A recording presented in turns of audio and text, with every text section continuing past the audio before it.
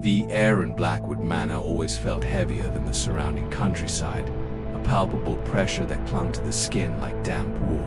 Elias Thorne, a man whose career was built on debunking such atmospheric phenomena, found it particularly irksome. He'd been summoned by Mrs. Albright, the manor's new owner, a woman whose hushed tones and darting eyes spoke of a fear far too genuine for his liking.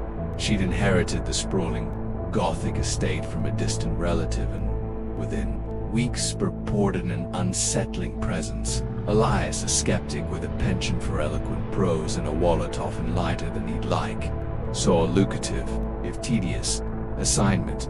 He arrived on a Tuesday, the sky a bruised purple, the first hints of an autumn chill in the air.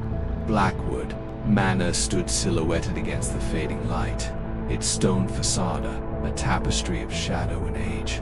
Ivy, thick as a man's arm, clawed its way up the walls, lending it the appearance of a forgotten monument.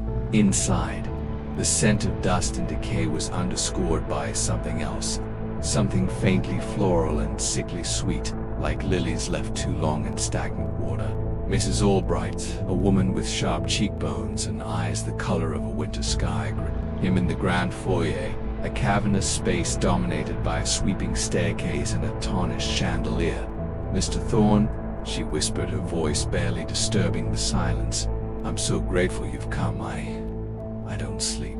Not properly." She wrung her hands, her knuckles white. It began the first week.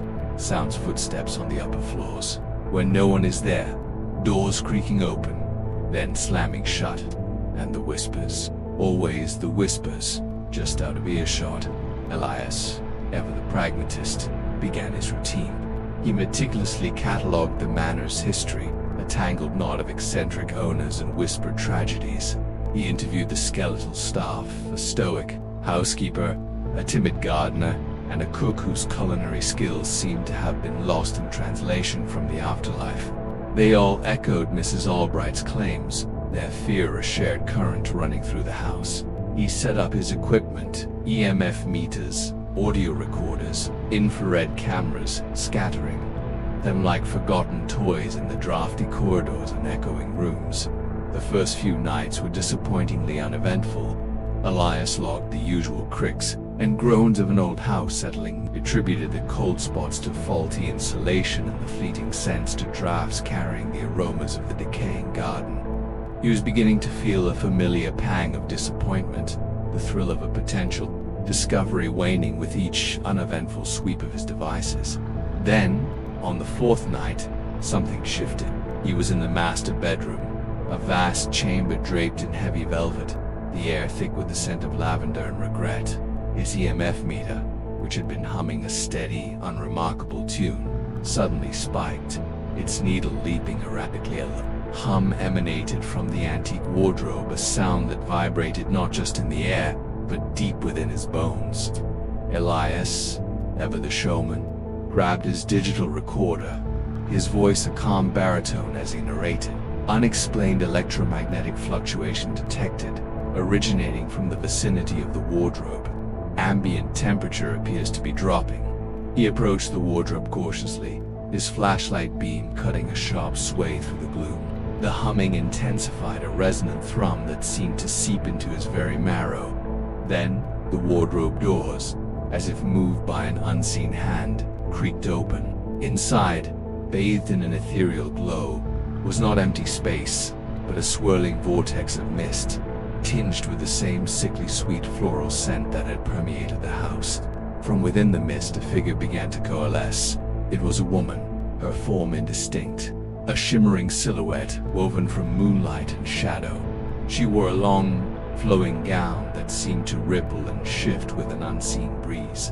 Her face, when it finally resolved from the mist, was one of profound sorrow, her eyes hollow pools, reflecting a pain that transcended time. Elias, for the first time in his career, felt a prickle of genuine fear, a cold dread that had nothing to do with debunking and everything to do with encountering the impossible. The apparition didn't speak, not in words, but in a symphony of whispers that echoed in Elias's mind, a chorus of fragmented memories and unspoken grief. He saw flashes, A young woman, her hair adorned with lilies, standing at the window, her gaze fixed on a distant shore. He saw a betrayal, a desperate flight, a life cut short by a cruel twist of fate. The scent of lilies intensified, sweet. He recognized her then, from the dusty portraits in the hall. From the local lore he'd dismissed as fanciful embellishments. This was Isabella Blackwood, the tragic beauty who had vanished from the manor a century prior, rumored to have died of a broken heart. But Isabella's manifestation was not one of malice, but of lingering sorrow. She was a prisoner of her own unfulfilled life, tethered to the place where her dreams had died. Elias, his carefully constructed skepticism shattering, found himself reaching out, not with a device, but with his hand. "Isabella," he murmured, his voice roughed with emotion. "What do you want?" The spectral figure seemed to draw closer, her translucent form brushing against his outstretched fingers. The scent of lilies became overwhelming, a cloud of perfumed despair. In his mind, the whispers coalesced into a single, clear message: "Release me." He spent the next few days piecing together Isabella's story, not from dusty tomes, but from the spectral fragments that now clung to him like a second skin. He learned of a forbidden love, a cruel separation, and a desperate attempt to escape a life of enforced servitude. Isabella had been sent away from the manor, her heart already broken, only to meet her end before she could ever reach her intended destination. Her spirit, consumed by regret and the lingering scent of the lilies she'd worn on her wedding day, had been trapped in Blackwood Manor. A ghostly echo of her pain. Elias realized that his usual methods of dispelling hauntings, logic, reason, rational explanation, were utterly useless here. Isabella wasn't a malevolent entity. She was a soul in torment, desperately seeking peace. He didn't have the tools to provide it, not in the conventional sense. He returned to Mrs. Albright, his usual confident demeanor replaced by a quiet solemnity. "Mrs. Albright," he began, choosing his words carefully, "I believe I have identified the source of the disturbance. It is not a malevolent presence, but a deeply sad one. The spirit of Isabella Blackwood, trapped by unresolved grief." Mrs. Albright looked at him, her fear momentarily eclipsed by a flicker of understanding. "She is trapped, indeed," Elias confirmed. "She seeks release, and I believe I know how to give it to her." That night, Elias didn't set up his EMF meters or his cameras. Instead, he gathered a small bouquet of fresh lilies, their scent clean and hopeful, a stark contrast to the cloying perfume of Isabella's despair. He carried them to the master bedroom, the air still thick with residual energy. He placed them on the vanity, beside the tarnished silver comb that Isabella had likely used on her wedding day. He then sat on the edge of the bed, his back to the wardrobe, and spoke. He spoke of acceptance, of forgiveness, of the inevitability of change. He spoke of how the past, while painful, did not have to define the future. He spoke Isabella's name, not as a ghost, but as a woman, a soul deserving of peace. He spoke until his voice was hoarse, until the room was filled with the scent of fresh lilies and the quiet hum of unspoken peace. Slowly, tentatively, the mist began to form again in the wardrobe. But this time, it was different. There was no darkness, no sickly sweet scent. Isabella's form emerged, clearer than before, her features serene.